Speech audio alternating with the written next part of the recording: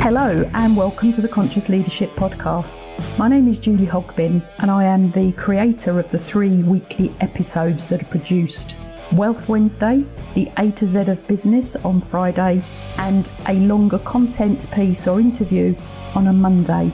If you like what you hear, please share this podcast if you think it would support and help somebody else. Episode follows on from number 1, so please go back and find that, which covered the 10 stages of communication. Communication is a 10-stage process. We also spoke about the 3 V's, so the visual, vocal, verbal, and various other subjects within that episode. Now, this episode, going up a level, I'm going to refer to different things, clearly.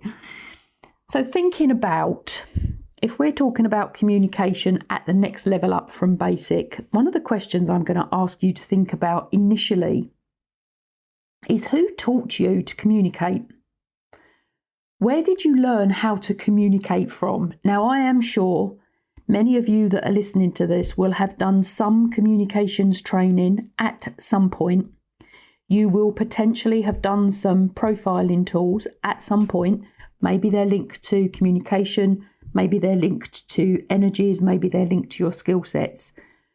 All of those things, if you apply them to your communication, will enable you to check how you communicate and to think about the differences between your communication style and somebody else's. So thinking about who taught you to communicate, I did some research. And there are, apparently, in the Oxford English Dictionary, 171,000 words. Now, other dictionaries have over 400,000 within the combined English-speaking language. Now, on average, they estimate that the active vocabulary for individuals is about 20,000 words. Now, thinking about that, how many words do you use that are similar to words that other people use? And then thinking about your business and your organisation, how many words of those are jargon? So we fall into a pattern of using certain words that are associated into an interpretation in our head about what they mean. I'm going to come on to that more a bit later. Now, there's another piece of information that I'm going to share with you. I've got a smile on my face as I'm saying it. They've also done some research on how many words the female gender use versus how many words the male gender use. And some of you will not be surprised, and of course this does not apply to every single female and every single male, is that on average, a woman will use 5,000 words a day. And on average, a male will use 2,000 words a day. Now, make of that stat what you will. But what it does mean is that whether you are female biased, as in how you communicate, or male biased, and I'm going to take this away from the gender aspect because we are all male and female together, combined, either which way, there will be patience required when you are either talking or listening to another person. So if somebody is using on average 5,000 words, for those of you that use 2,000 words, you are going to have to be patient to listen, and you're really going to have to focus. For those of you that use 2,000 words, those of you that use more are going to have to encourage the other person to give you more detail. Doesn't matter whether you're male or female, and I've still got a smile on my face as I'm saying that. You know people that use lots of words, and you will know people that use very few words. So consider that into your communication strategy with the individual that you're talking to. Now, communication is the absolute key to any success, to all success in any walk of life. One thing is really clear is that we never get anywhere on our own. We are always supported by others. So think about how your communication is helping you and hindering you? So let's go into this in a bit more detail. When we are communicating, I mentioned it as the 3 V's in the first episode, we are using all of our senses. We have 5 senses and we use all of them at different times in our communication. When we send our communication and when we receive communication. So the 5 senses: hearing, sight, taste, smell, and touch. So what does that mean? When you're hearing something, and we will all have our own tendencies, when we hear something, it is called auditory. Some people are very good at hearing and some aren't, because some will use sight to take in more information, sight being the visual aspect. Now, linking this from our senses into how we choose to communicate, if we're hearing, we're talking. If our preference is to hear, we may do a lot of talking. If our preference is to be visual, we may want to read. We may sense, we may want to read, so we may have a tendency to send emails, to send messaging, to use an online process. We also have the senses of taste, smell, and touch. Tasting is exactly that. You taste something. Smell is exactly that. You smell something. It's called olfactory. And touch is what we would call kinesthetic. Now, the more we can combine all those things, especially the hearing, the sight, and the touch, together in our communication, so speak the communication, give somebody something to read, and then give somebody something to do, to touch, our communication will be more effective. And that, or they are, the 5 primary ways that we receive information. When we are communicating, please remember from the initial 3 V's, visual, vocal, verbal, 7% of what we say is through the words. So when we are talking about communication, a lot of it is around what we look like. People will remember what you look like rather than what you say, especially when emotions are involved. Another thing I wanted to share with you is that we receive millions of pieces of information on a daily basis, millions and millions and millions.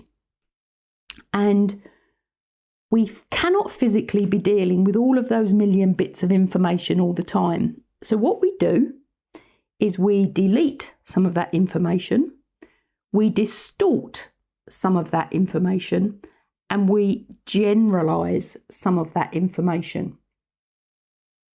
So we delete it as in we completely ignore it. We distort it to change it to our bias, and we generalize it to make it fit into a pattern of a general concept. So what does that mean? In its basic format, what that means, and there is a lot more to this, but in its basic format, what that means is that we have a confirmation bias. What does that mean?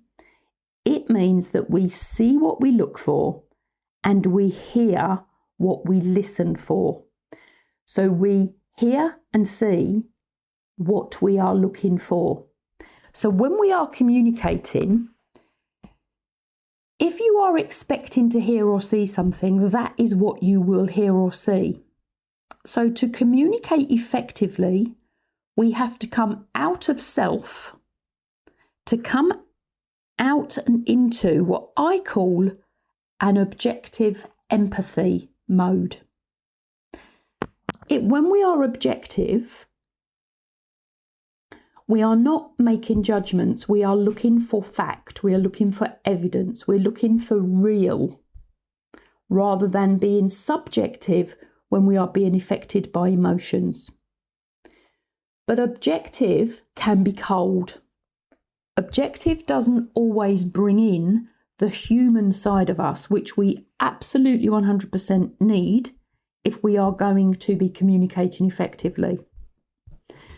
So if you have empathy on the end of objective and you have objective empathy, you're looking for fact, you're looking for reason, you are communicating factually evidence-based, very possibly in a very clear manner, with no ums, no ahs, no padding, no filling, none of those extraneous words that confuse people. So if you confuse people, you lose people. But you are communicating in a way that indicates you have empathy for the situation and for the person, or for the organisation, for the state, for the condition, for whatever it is. And there's a phrase that says, "You have not converted man because you have silenced them." So you've not converted people because they are silent. If somebody is silent, it's coming for one of two reasons.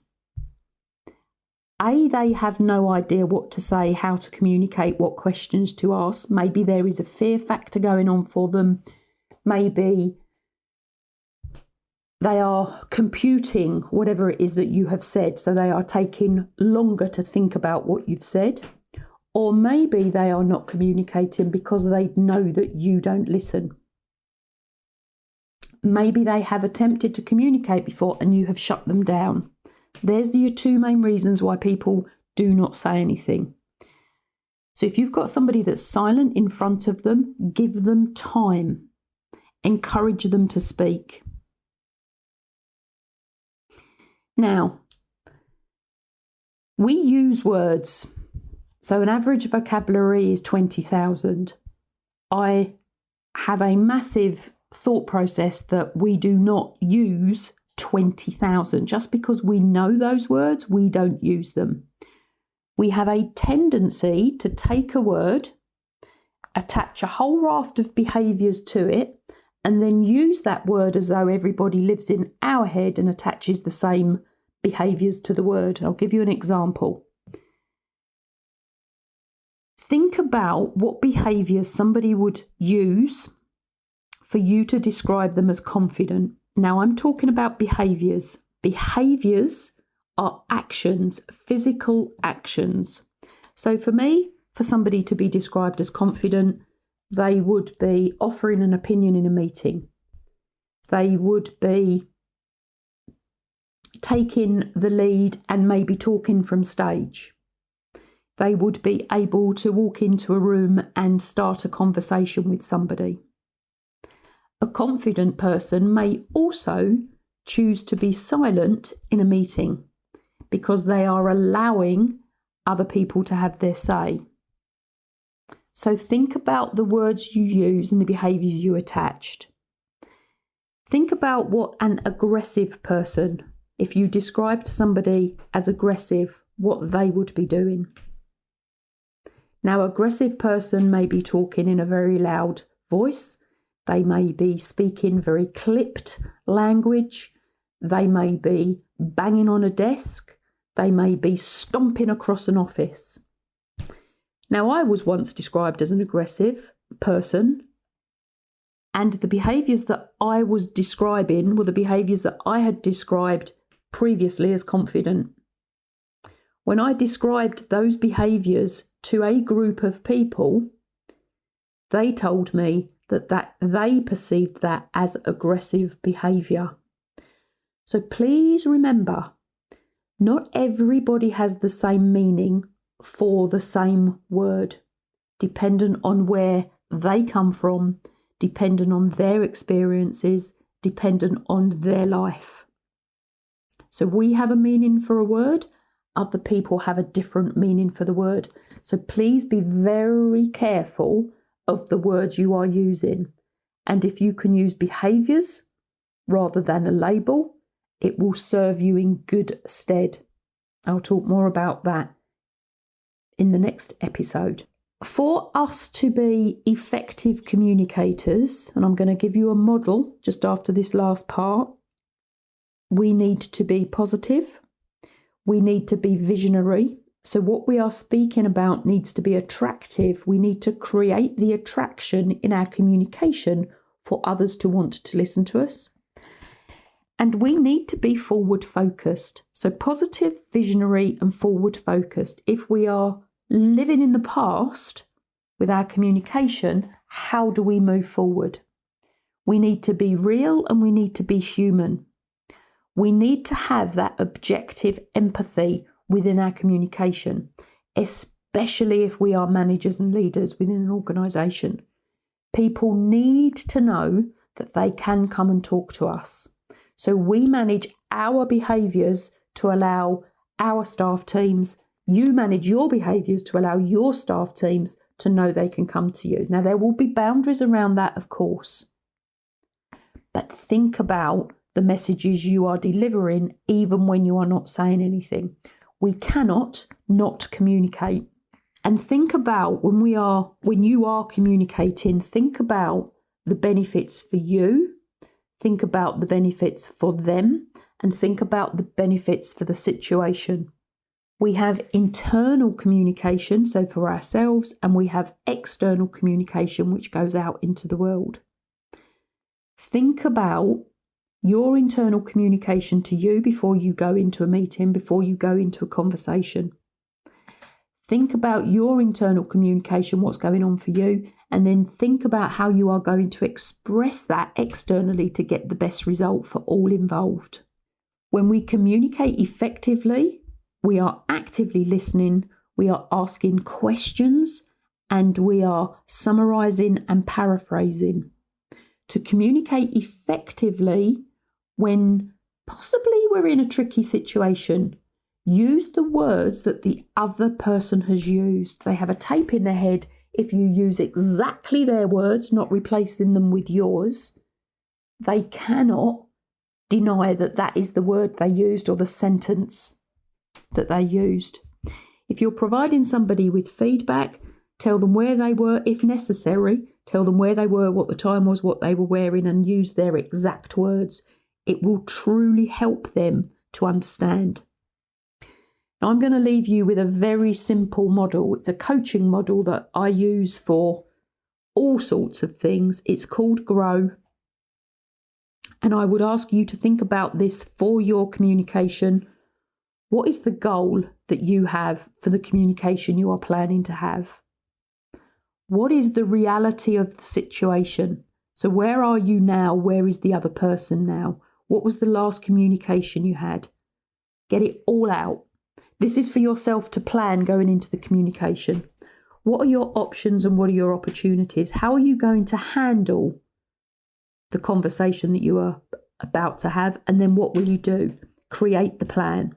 So goal, reality, options, opportunities, and then what will you do? It's a coaching model called GROW.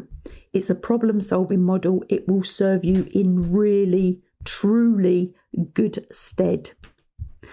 So think about how you are going to communicate. Think about who taught you to communicate. Think about the words you are using. Think about who you are using them to. Think about the emotional content of your words. Think about your thoughts, which lead to your intentions. You pay attention to your intention, and the words that you express, whether they are written or verbal, are your costume of intent. So think about what costume you are wearing to get your message across. Thank you for listening to this episode of the Conscious Leadership Podcast. If you have any questions, please contact me on any one of the social media channels. I'm on most of them, including Clubhouse and YouTube, and my books are on Amazon. If you would like a topic discussed, please tell me. And if you have found this information useful, please share and please leave a review.